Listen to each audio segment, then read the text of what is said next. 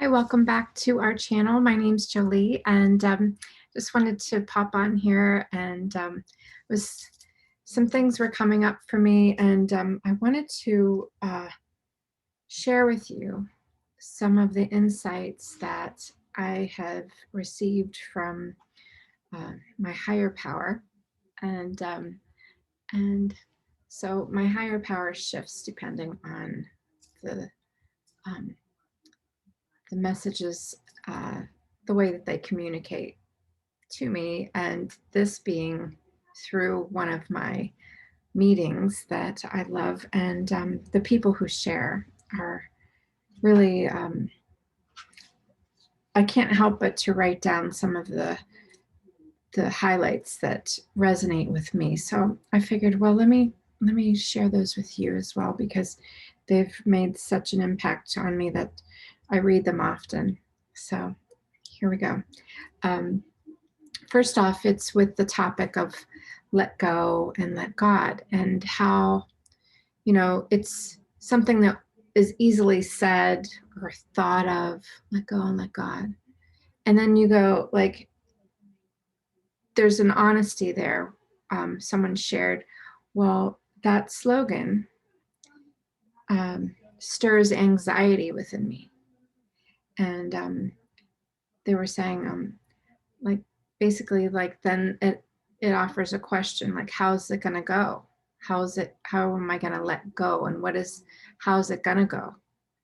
So, like, then there's that continual questioning of that. And so what they had shared as well is that what they've realized is that there's no magical cure, because it's a process.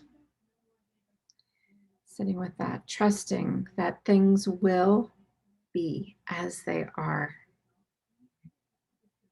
right? Because they are. And we can't control the outcome of others. If you're like, so this particular person has an older child that is struggling with addiction. So how do you let go and let God when you see a child that you've been with and you love and you've nurtured and wanting only the best for, slips into this abyss of addiction and depression? And you have, for me, like, I had a family member or two fly into that realm, and the feeling of powerlessness is overshadowed. For me, it was overshadowed by the sense of anger, that if they just would do these things, then they'd be okay, because of my fear that they weren't going to be able to overcome that without me being there, catching them or telling them. And then when I realized they weren't listening, or nothing I did, like, for instance, if I cried, or if I was like, if you loved me, or if I was, acted, better, if I, then I was like, then it fell in this, maybe I'm not good enough, maybe I'm not a good enough parent or sister or daughter or child or girlfriend or wife, then it's a cycle, right? So that's what helped me with that. It's like how that phrase, let go and let God, can stir anxiety. But we ask how it's going to go. And because there is no magic cure for any of this, acceptance is one of them. There's no cure. It's just a process. And to be okay when it's not okay. Having some type of serenity within your heart, and to not obsess or overthink, finding ways to get out of your head with the imagination of what could be happening, just so that maybe we can be there in a peaceful way, in strength of our example, possibly, to be available, to listen, to not shame, to not project off to them like, can you just listen? You're really hurting your mother's fault. You're really hurting your mother. Or can't you put it together? Can't you just stop because you're upsetting mom? Or can't you just stop because I don't feel loved? Maybe no, maybe it's not about you. It's about them trying to, people just may have to hit a bottom, no matter if those people are your family and people that you love. So I don't know where this is going, other than I'm just really was feeling that when they shared, and can only relate to what I've gone through. I'd like to hear what you guys, what comes up for you, and if you have issues with certain slogans or ways to cope, and you're like, well, how's that gonna go? Having that, it doesn't work, it doesn't make them stop. And that's the goal. Well, the goal is to have some serenity and peace within yourself, so that you can be there in a capacity that you can help, to have compassion, to have unconditional love. Doesn't mean that you're going to bail them out every single time,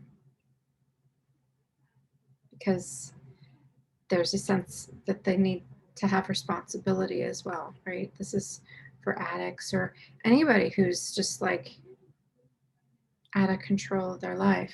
So, and there's also that divine timing, with the higher power, with the spiritual realm. There's not forced everything, not forcing solutions, because everything is being arranged. You can't force a solution anyhow. Okay, I promise I won't do it again. And you're like, do you really believe that? There has to be a process by which I'm sorry that I hurt you. You really know that they have an understanding of why. So it's a process. There's amends to happen, which means that it takes time to understand what's my part in it, in the relationship, and what's their part. But in the meantime, I pray to be led into a new way of thinking about the difficulties that I have to face each day, because a new point of view will put them into perspective. I pray to not exaggerate my troubles until they overwhelm me. I need to know myself first. I need to dive so deep inside of myself so that I won't have any time or thought to analyze and criticize other people in my life. Oh, you should do this, you should do that. Well, yes, no. What I have this one, this is my little notebook, so excuse it. So beware of unearned wisdom. Speak to myself about that.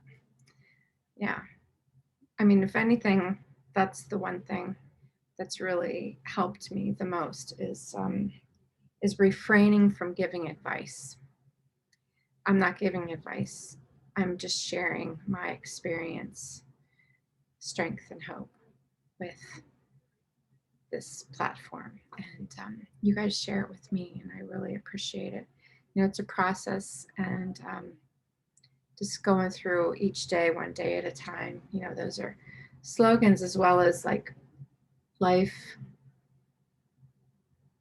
lessons of reality, of really, that's what's been helping me. So everything is and the universe is being arranged, right? And it's being done. So if I can have a perception that the universe is doing it for me, you know, that it's also doing it for others as well. But it's not my wheel to spin for others, but I need to also like take responsibility. I am, no buts about it, taking responsibility for my part in the relationships, because that's all I can do. My part.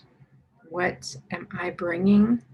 What am I throwing out there?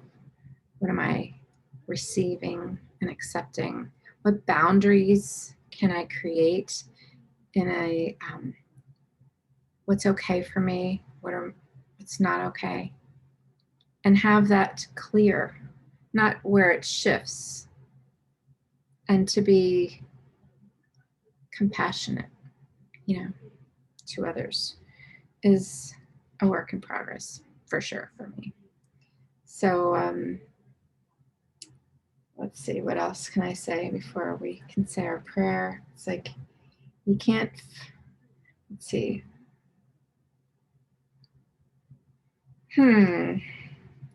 Well, you know, I guess that's really all, because I think that's plenty for today, you know. And also like gratitude lists help. Not just in my head, like I'm grateful for this, I'm grateful for that. I mean, I do that when I'm saying my prayers in the morning and at night. Like I'll be like, thank you for this and thank you for that.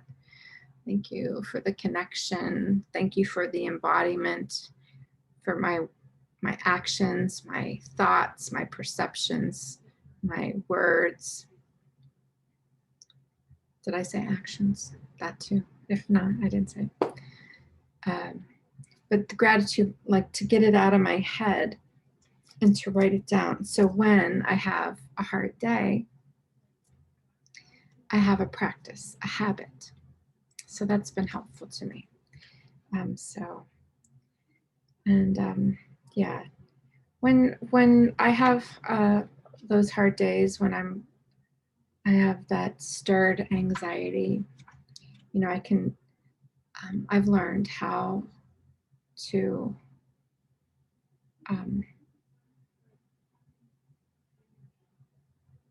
reach out, read something, to sit quietly, to notice what fears are coming up for me, and to move through it in a way, you know, and grateful for a sense of humor, you know, that kind of thing. You can, you know, that's a gift to have one of those. Not always if it's aimed at me, you know, but so no, I don't know. Yeah, and feelings change, you know, feelings don't always stay the same. There's so much that depends on that, but I'll go ahead and thank you. Let's say there's Serenity prayer, our we version. We'll take a nice deep breath in and out to be present. And God, grant us the serenity to accept the things that we can't change, other people, places, things, to have the courage to change the things we can, being present, not living too far in the past, just remembering it and learning from that school of life. And to know the difference, having the wisdom to know the difference. All right. Kitty says we gotta go. I love you guys, and I'll see you really soon. Okay, baby. Little Moon says good night.